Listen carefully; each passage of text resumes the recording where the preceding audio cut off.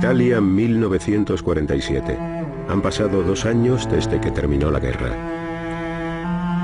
La pobreza asola la mayor parte del país, convirtiéndolo así en un terreno fértil para el comunismo, que promete una solución para los males económicos y las injusticias. La vida era extremadamente dura. Debíamos soportar las continuas tensiones políticas y además teníamos la sensación de que había que apretarse el cinturón. Estábamos hambrientos, siempre estábamos hambrientos. Cuando la cifra de miembros del Partido Comunista alcanzó los 2 millones, Estados Unidos temió que Italia y toda Europa occidental se inclinaran hacia el comunismo. The seeds of totalitarian regimes are nurtured by misery and war. They spread and grow in the evil soil of poverty and strife. They reach their full growth when the hope of a people for a better life has died. We must keep that hope alive.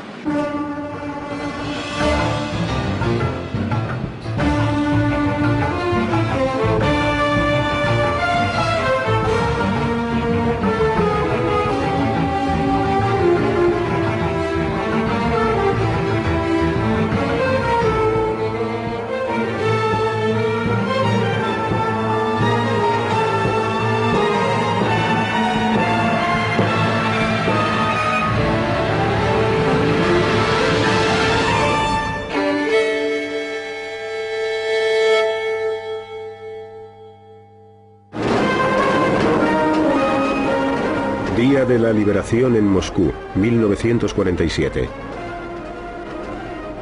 El Ejército Rojo era la fuerza de combate más grande del mundo.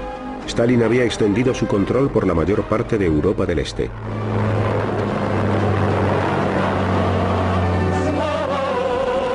La Unión Soviética ofrecía un modelo alternativo de sociedad: la propiedad pública y una economía centralizada frente a la fe occidental en una economía mixta y en el libre comercio.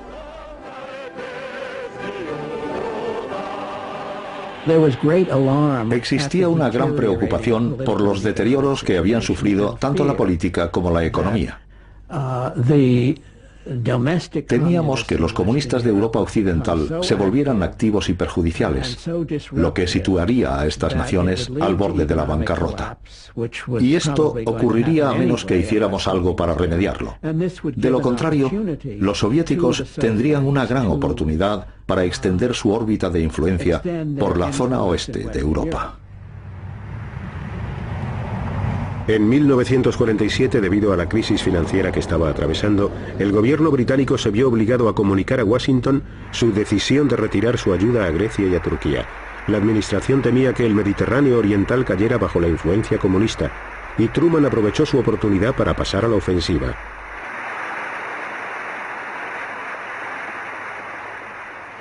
The free peoples of the world look to us for support in maintaining their freedoms.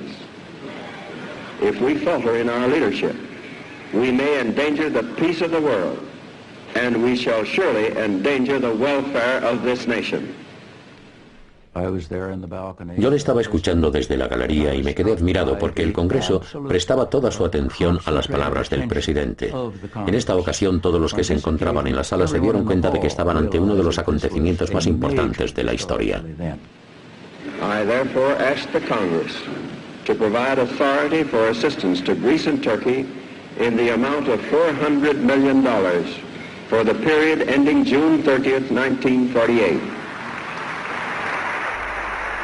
Por primera vez, Truman presentó la lucha como si fuera un combate entre la libertad y la tiranía, entre Occidente y el comunismo. Truman tenía que convencer al Congreso, que muy a menudo se mostraba aislacionista, de que había que actuar. El anticomunismo de la doctrina Truman lo consiguió. El discurso de Truman reflejó claramente el propio carácter del presidente. Le gustaba verlo todo muy claro y sus respuestas eran casi siempre breves y concisas. Tras una guerra de 5 años y medio de duración para derrotar al fascismo, Europa estaba en bancarrota. La industria había quedado reducida a un montón de ruinas, y de los edificios solo quedaban los escombros. El pueblo luchaba para sobrevivir.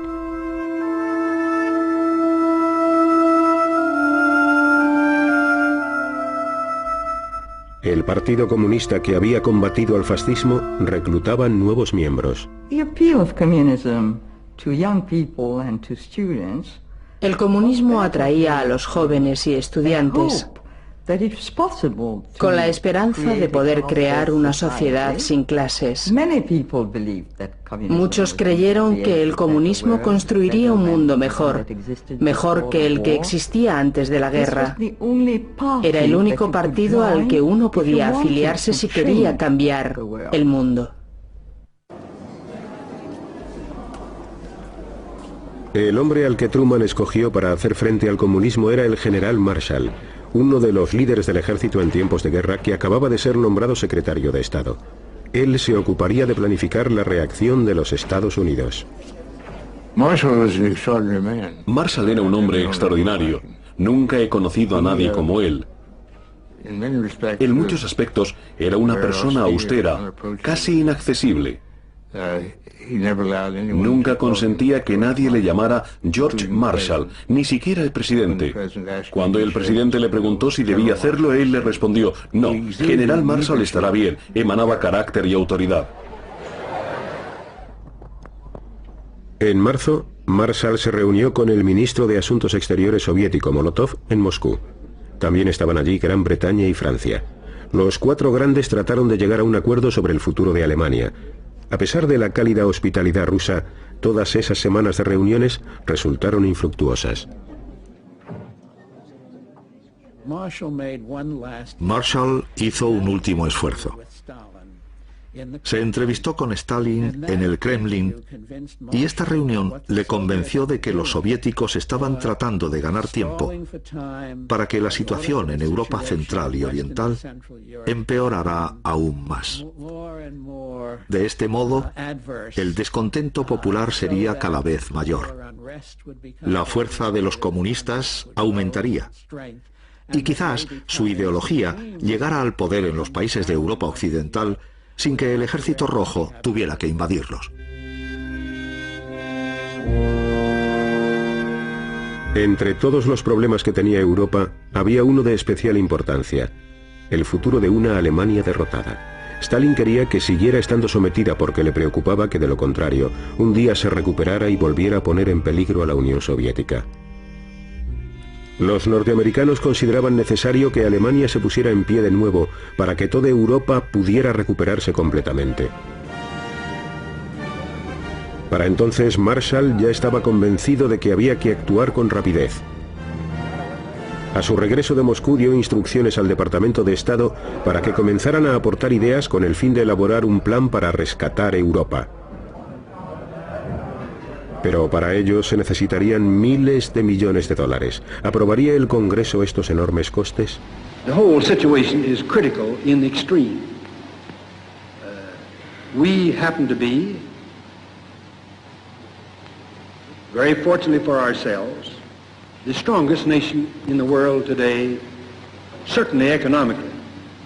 La urgencia era tal que Marshall aceleró los preparativos de su plan. Y lo hizo público en una ceremonia de entrega de premios en la Universidad de Harvard. Las cámaras no estaban presentes. Marshall propuso que la ayuda a Europa se llevara a cabo a una enorme escala e invitó a los europeos a responder a su propuesta. Ernest Bevin, secretario de Asuntos Exteriores británico, se dio cuenta inmediatamente de la importancia del discurso de Marshall.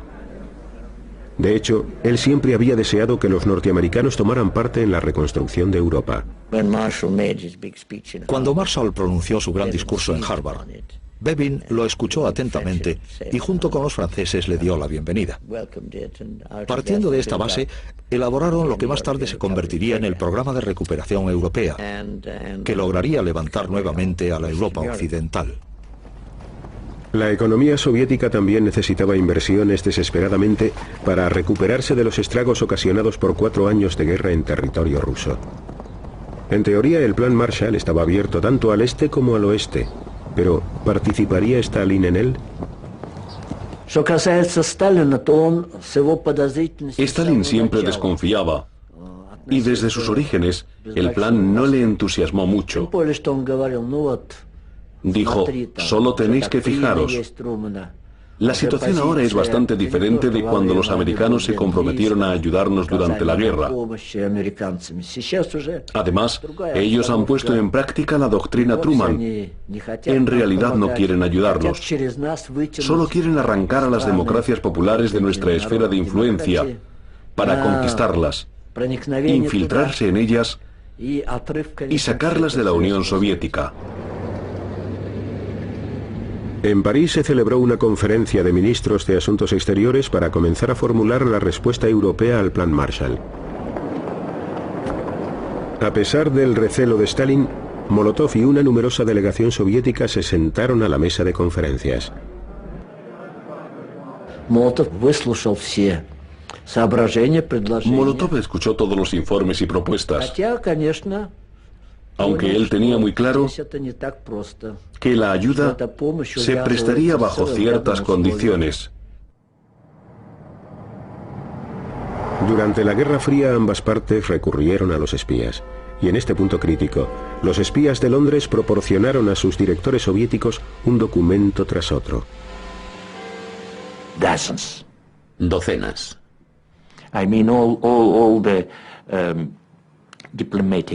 Con todos los diplomáticos entrando y saliendo del Foreign Office, teníamos acceso a todo. Después de 6 días de reunión en París, los servicios de inteligencia soviéticos proporcionaron a Stalin nueva información sobre el Plan Marshall. Nuestro servicio de inteligencia estaba al corriente de todo. Leyeron todos los documentos que los Estados Unidos, el gobierno de los Estados Unidos, elaboró y remitió a casi todos los países europeos, entre ellos a la Unión Soviética, pero también muchos otros que no enviaron a nuestro país. Esta información confirmó que, en realidad, América no quería que tomáramos parte en el plan. Solo hacían ademán de desearlo para no asustar a quienes ya estaban tratando con ellos sin previo aviso. Stalin le dijo a Molotov que pusiera fin a las negociaciones. Cuando Molotov abandonó París, acusó a Occidente de tratar de dividir Europa en 2 bandos hostiles. En realidad nunca pensamos que los soviéticos pudieran tomar parte en el Plan Marshall. Pero era un paso aconsejable persuadir al mundo de que estábamos siendo realmente altruistas, de que no era básicamente una maniobra anticomunista y antisoviética. Y si milagrosamente los mismos soviéticos o alguno de sus países satélites hubiera accedido, les hubiéramos dado la bienvenida, pero nunca pensamos que eso fuera a suceder realmente. En Praga, los checoslovacos discutían si debían unirse al plan o no. En el gobierno elegido democráticamente, una tercera parte de los ministros eran comunistas. Las reacciones ante esta propuesta fueron muy positivas, incluso por parte de los ministros del gobierno checoslovaco, que aceptaron participar en la conferencia de París. Y eso significaba que irían a preparar el Plan Marshall. La decisión del gobierno checoslovaco fue unánime.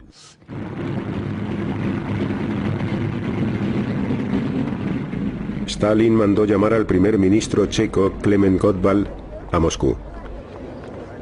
Le acompañaba el ministro de Asuntos Exteriores, Jan Masaryk.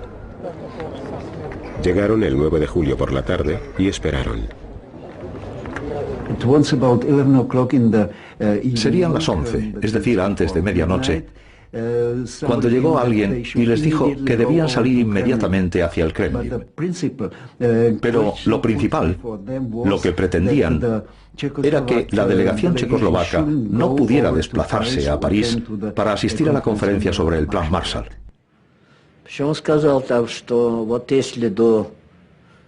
Stalin dijo, si el día 11 de julio a las 4 de la mañana no les habéis comunicado que no asistiréis a la reunión, Preparaos porque esto repercutirá gravemente en nuestras relaciones con vuestro país. Stalin fue bastante claro y contundente y les dio un ultimátum.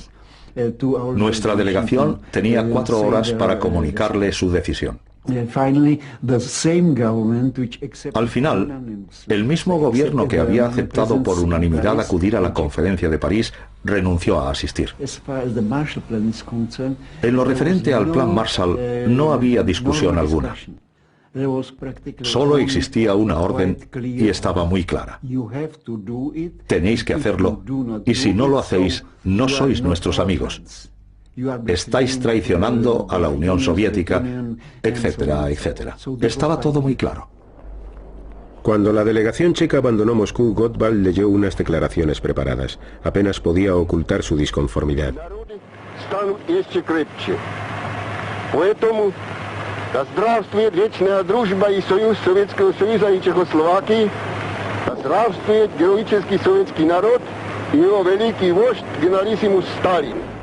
Esta experiencia destrozó a Jan Masaryk.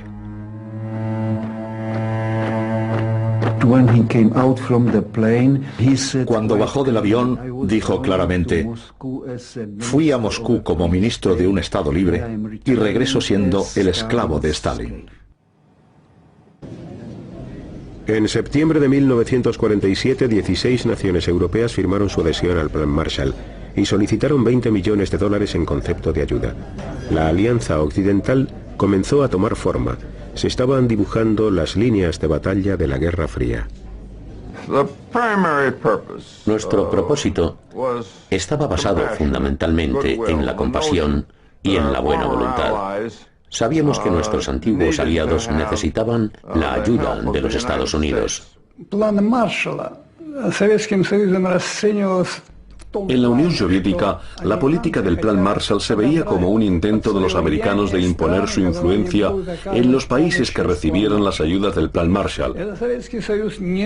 La Unión Soviética no podía aceptarlo, puesto que creían que se trataba de un acto agresivo que resultaría muy ventajoso para los americanos.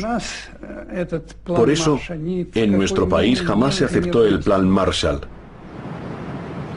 Ese mismo mes de septiembre de 1947, Stalin resucitó la Internacional Comunista de antes de la guerra en la forma del Cominform. A través de este organismo, Stalin planeaba controlar a los países del bloque del Este. También dio instrucciones a los partidos comunistas de los países occidentales para que tomaran la iniciativa y se hicieran con el poder. Para la propaganda norteamericana, el Cominform representaba una siniestra y oscura conspiración del mal. Pero la asociación económica, el Comecon, ofreció ayuda rusa a los países del bloque del Este y comenzó enviando trigo a Checoslovaquia tras una mala cosecha.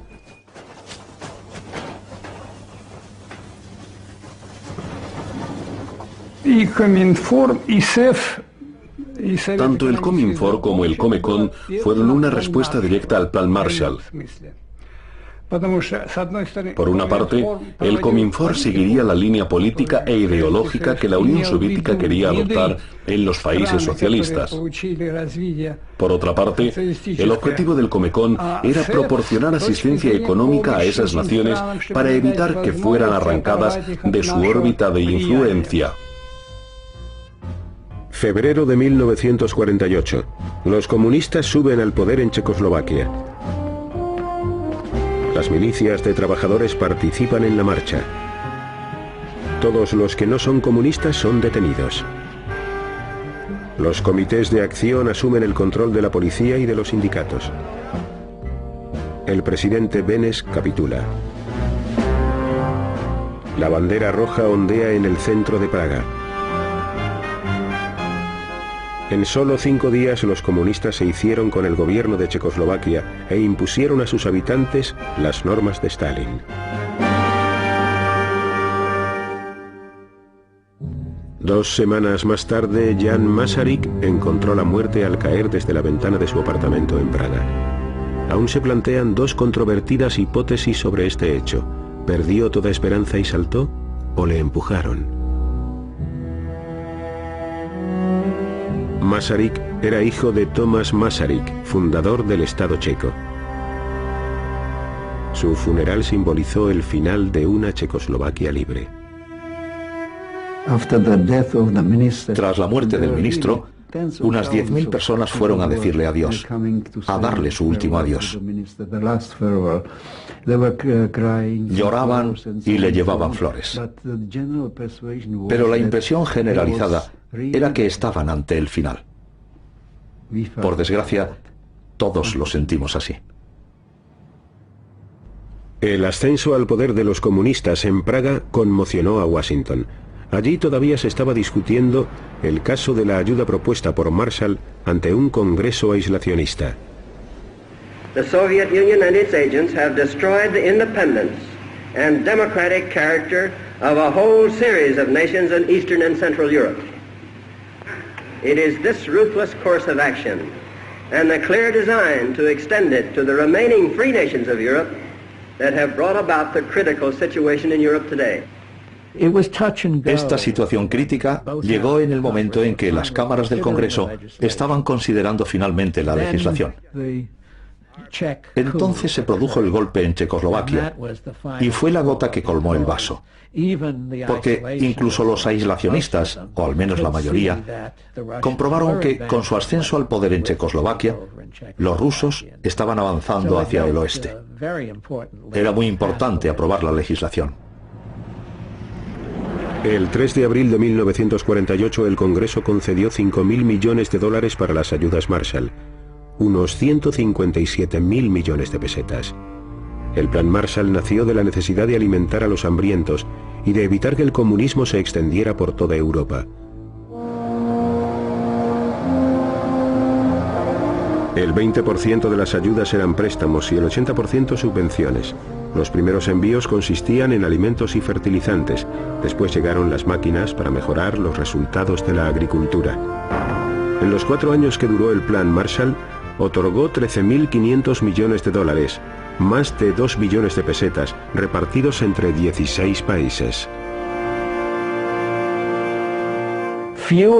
Pocas personas de aquella agencia habían entregado alguna vez más dinero que en esta ocasión desde que existía el gobierno de los Estados Unidos. Fue un acto extraordinario. Europa adquirió una gran cantidad de mercancías y maquinaria norteamericanas, por lo que una gran parte de las ayudas Marshall regresó directamente a la industria de Estados Unidos, impulsando un boom de posguerra. Mucha gente que yo conocía pensaba que la generosidad de los americanos era muy interesada, en el sentido de que pensaban en Europa como punto de venta para sus productos, como mercado para exportarlos. Y llegamos a esa conclusión por el tipo de cosas que querían que les compráramos con el dinero que nos habían prestado. Uno de los países que más ayuda necesitaba era Grecia, devastada por la ocupación nazi y por 5 años de guerra civil. En el norte, las tropas del gobierno seguían exterminando a las guerrillas comunistas.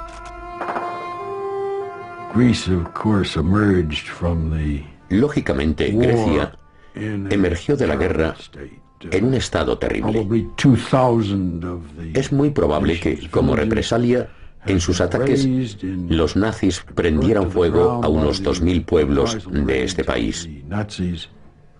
Y a las consecuencias de esta guerra civil, había que añadir que el entramado social estaba terriblemente desgarrado. Durante los 4 años que duró el Plan Marshall, Grecia recibió casi 700 millones de dólares en asistencia económica. Muchos jóvenes norteamericanos tuvieron que ocupar puestos de gran responsabilidad. Yo era el miembro más joven de la misión del Plan Marshall en Grecia. Llegué allí a la edad de 23 años. Y para mi sorpresa, a los 24, ya tenía a mi cargo el programa de importaciones para Grecia. Los proyectos que emprendíamos eran siempre a escala mundial y tocaban a todos y cada uno de los sectores de la economía. Se podría decir que América abasteció de combustible, vistió y alimentó a la nación griega. Los estrategas del Plan Marshall llegaron a los pueblos situados en las colinas del norte de Grecia que salían de la guerra civil con un plan para hacer frente a las necesidades locales. Durante la Segunda Guerra Mundial y durante la Guerra Civil quedó destruido un elemento primordial: los animales de tiro de las granjas. Una de las decisiones que se tomaron fue importar algo a lo que nosotros estábamos acostumbrados, la mula de Missouri. Y la mula de Missouri no solo tiene mal genio, además es grande.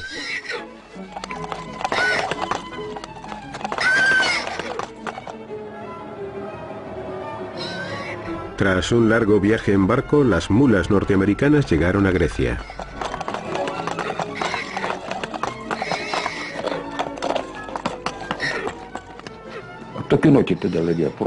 Las autoridades del pueblo nos informaron sobre las mulas.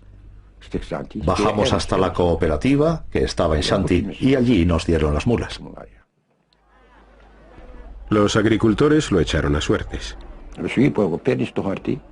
Había que coger un pedazo de papel en el que estaba escrito el número de la mula.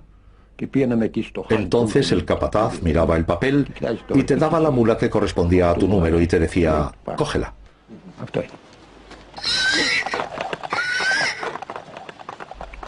Pero había un problema. Las mulas norteamericanas eran más grandes que los animales a los que los agricultores locales estaban acostumbrados. Las mulas eran muy buenas. Algo salvajes, es cierto. Pero poco a poco conseguimos tenerlas bajo control. Eran grandes y gordas, así que empezamos a utilizarlas para arar. Se portaron muy bien. A mí me dieron una mula excelente y empezamos a arar.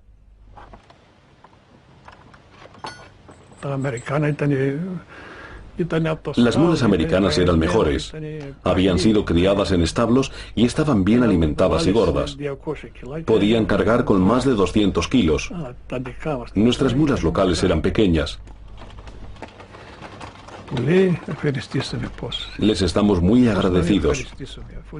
No podía ser de otra manera, puesto que no teníamos de nada. Larga vida a América.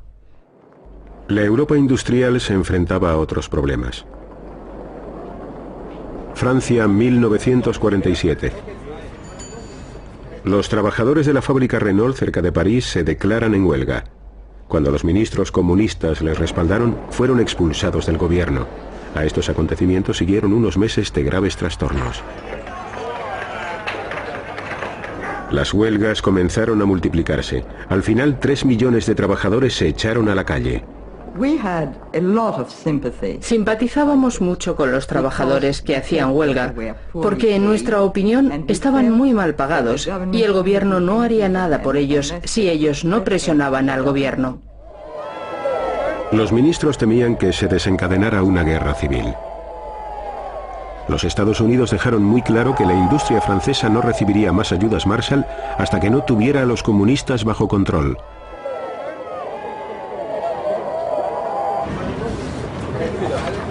Los actos de sabotaje culminaron con el descarrilamiento de un tren expreso que causó la muerte de 20 personas. Los huelguistas perdieron una gran parte del apoyo popular. Los disturbios finalizaron. La Cuarta República Francesa volvió a recibir las ayudas estadounidenses. Esta vez fueron 2.700 millones de dólares. Al final de la guerra, Yugoslavia se había declarado comunista sin la ayuda de Moscú. El líder yugoslavo, Tito, se convirtió en un aliado de Stalin, pero esta alianza era bastante precaria.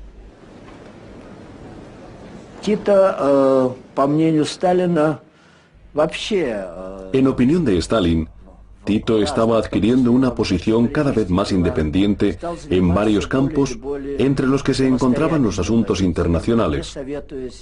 Tito no consultaba a Stalin o le pedía consejo antes de actuar, y cada vez estaba más lejos de la influencia socialista.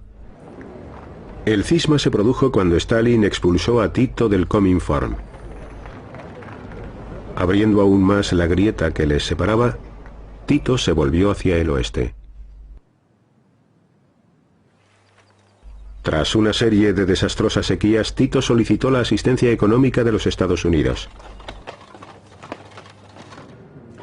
En 1950 firmó un acuerdo con el gobierno de Estados Unidos. Yugoslavia emergió del otro lado del telón de acero. Los agentes de Estados Unidos distribuyeron más de 150 millones de dólares en ayudas. Estos esfuerzos no eran totalmente altruistas. A Estados Unidos le interesaba enormemente que el Plan Marshall tuviera éxito. De lo contrario, jamás lo hubieran llevado a cabo. Para ellos era vital que Europa Occidental se recuperara.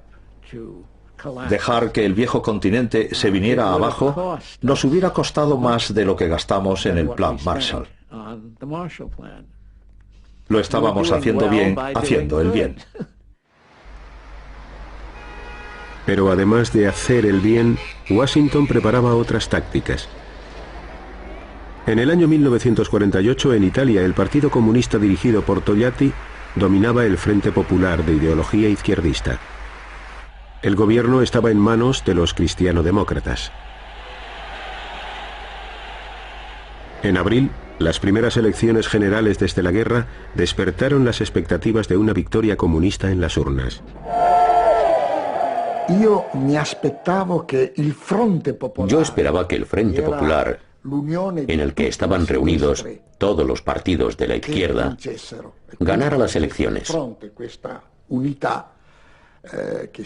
Estos partidos tuvieron que unirse para contrarrestar a los cristianodemócratas y a las fuerzas de la derecha. Algunos italianos temían una victoria comunista. Estas elecciones podrían haber sido críticas porque, dependiendo del resultado, situarían a Italia en un extremo del mundo o en el otro. En primer lugar, creo que hubiera sido una tragedia para Italia, para Europa, para el Mediterráneo, y que hubiera representado un grave contratiempo para los Estados Unidos. En los Estados Unidos se orquestó una campaña para persuadir a los italoamericanos de que escribieran a sus familiares pidiéndoles que no votaran a los comunistas. Se enviaron unos 10 millones de cartas. Querida prima María, ¿has pensado lo que significaría una victoria comunista para Italia? Sería terrible. Italia sería gobernada directamente desde el Kremlin. Mira lo que pasó en Checoslovaquia. Tienes que darte cuenta de lo seria que es la situación. Deberías leer lo que dicen los periódicos aquí. Escúchanos. Te ruego que no votes a los comunistas en estas elecciones. Tu primo Luigi.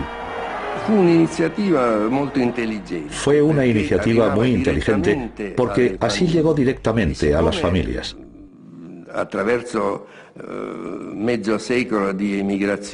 Después de medio siglo de emigración, en América vivían cientos y cientos de familias italianas. Las cartas que sus familiares les escribieron desde Estados Unidos, animándoles y pidiéndoles que no votaran al Partido Comunista, influyeron mucho en la población. Pero no bastaba con escribir cartas. La CIA, de reciente creación, decidió pasar a la ofensiva. Lo que la CIA necesitaba era tener la autoridad suficiente para desarrollar un programa de acción encubierta. El general Marshall sabía que la situación en Italia era crítica. Se trataba del partido comunista más grande del mundo fuera del Imperio Soviético. Como carecía de la organización necesaria y sabía que el Departamento de Estado no podría realizar lo que quedaba pendiente, dijo personalmente: tenemos que explorar los medios de conseguir la autoridad suficiente para iniciar un programa de acción que desafíe a esa tremenda amenaza comunista. Esto generó un debate dentro de la joven CIA. ¿Tenía la autoridad necesaria para llevar a cabo operaciones encubiertas? Los abogados de la CIA estudiaron los términos del nuevo Acta para la Seguridad Nacional. Si el presidente del Consejo Nacional de Seguridad, el director del Consejo Nacional de Seguridad, es el presidente de los Estados Unidos y dirige específicamente la CIA, que está en manos de Helen Cotter, para llevar a cabo operaciones que ayudarán a los partidos democráticos, y si el Congreso, que ha sido nombrado, otorga el dinero necesario para respaldar un proyecto, esto nos proporciona la autoridad que necesitamos. Y así fue como nos dieron luz verde. Entonces intervino la CIA. Comenzó a realizar operaciones encubiertas de apoyo a los anticomunistas y al Partido Demócrata Cristiano. Yo estaba en esta rama de la CIA en la época en la que tuvimos que ponernos manos a la obra rápidamente, aunque carecíamos de experiencia alguna en la acción encubierta. Teníamos bolsas llenas de dinero que entregábamos a determinados políticos para sufragar los gastos de sus campañas para carteles, panfletos, etc. Personalmente no tengo conocimiento de esto. Me han contado cosas al respecto, pero yo no sé nada, porque nunca me involucré en los asuntos de partido. También la Iglesia orquestó una poderosa campaña contra el comunismo. Al Papa Pío XII le preocupaba el Partido Comunista, y no tanto su actitud política como su doctrina. Como Papa que era, Pío XII tenía que interesarse por lo que estaba ocurriendo en Italia en esos momentos.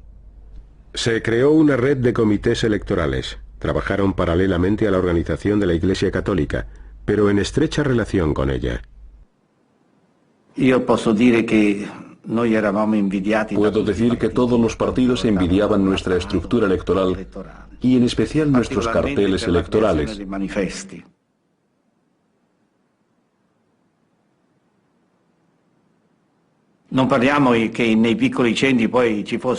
En las zonas rurales no había cines. Era algo impensable en aquella época. Así que tuvimos una idea. Enviamos algunos camiones a ciudades y pueblos para que proyectaran películas por la noche. Eran películas de campañas electorales y todo el mundo salía corriendo a la plaza donde realizábamos la proyección para verlas. Acudía muchísima gente.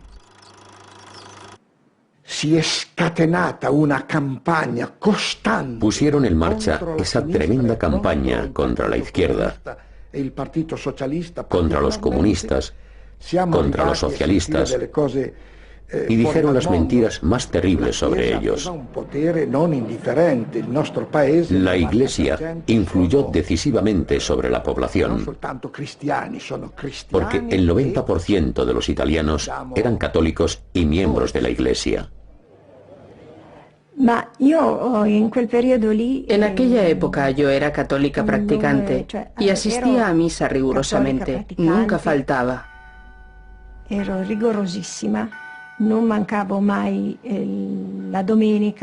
Un domingo fui a la iglesia. El sacerdote estaba predicando desde el púlpito y dijo una frase que me dejó una profunda huella en ese momento. Aún la recuerdo.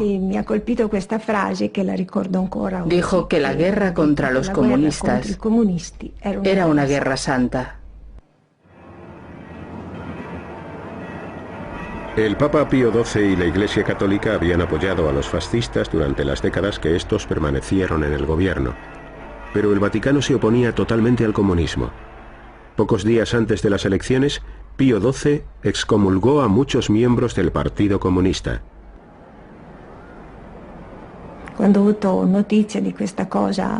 Esa noticia me entristeció profundamente. Para empezar, sucedía que en aquellos momentos yo estaba prometida a mi novio. Nos íbamos a casar al año siguiente y eso significaba que no podríamos hacerlo por la iglesia.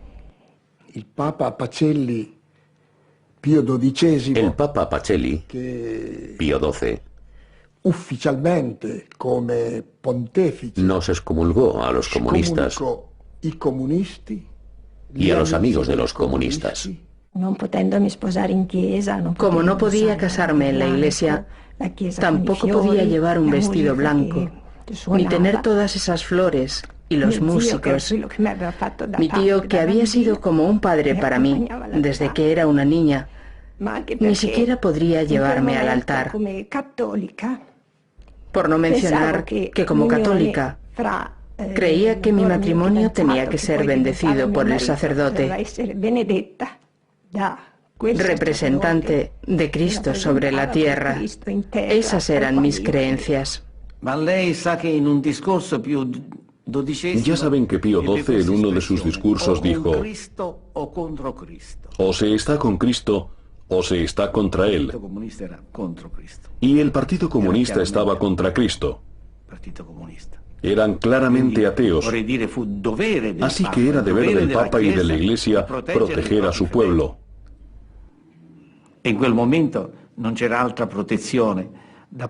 Y la única medida que la Iglesia tomó al respecto fue organizar todos los movimientos cristianos para oponerse al Partido Comunista.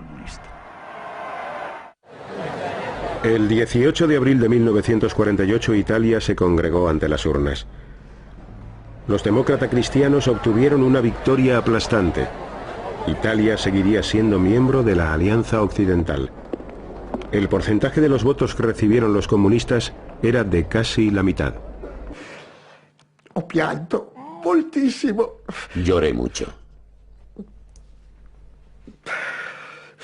Porque habíamos trabajado muy duro para ganar esta batalla. Había sido un esfuerzo muy grande. Recuerdo que lloré mucho, muchísimo. La victoria fue aún más increíble de lo que habíamos esperado. Fue la única vez que nosotros, como cristiano-demócratas, tuvimos mayoría absoluta en el Parlamento. La CIA también extrajo sus propias conclusiones de la victoria en las elecciones. Fue una experiencia muy gratificante. Entonces, aún no sabíamos que habíamos llevado a cabo la primera acción política en la historia de la inteligencia americana, a la que después seguirían muchas otras. Ahora que Italia había decidido permanecer en el bloque occidental, los Estados Unidos les hicieron llegar una avalancha de ayudas del Plan Marshall. En Turín, la compañía de automóviles Fiat recibió máquinas gigantes totalmente nuevas para la cadena de montaje procedentes de Pittsburgh y Detroit. La Fiat fue completamente equipada con la maquinaria más sofisticada de Europa.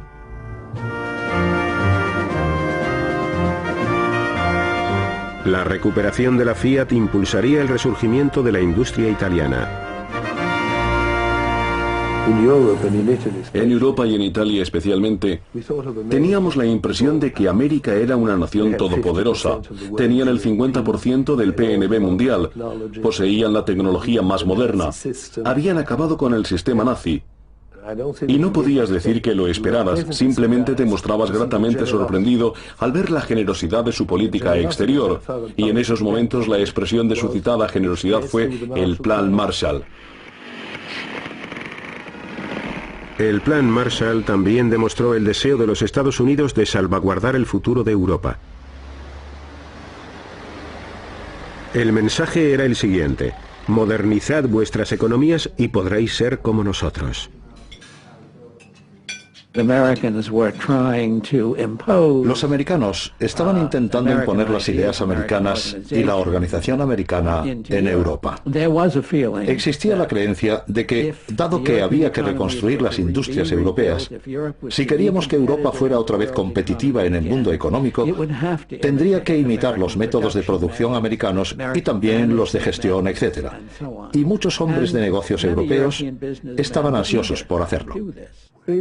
En aquellos años, y me refiero a los que siguieron inmediatamente a los de la posguerra, toda Europa estaba en una época de recesión. Por ello, en primer lugar nos ayudaron a salir de ella e impulsaron nuestra economía. Pero ese solo fue el primer paso. El segundo paso consistió en reunir a la comunidad europea en su totalidad. Nos llevaron hacia la OTAN e iniciaron un acercamiento entre todos los países europeos y también potenciaron el acercamiento a los Estados Unidos. El Plan Marshall se había propuesto construir una sociedad de consumo en Europa. Los Estados Unidos querían un bloque occidental donde se practicara la libre empresa, un conjunto de países pacíficos, unidos y ligados al comercio y al capital norteamericanos.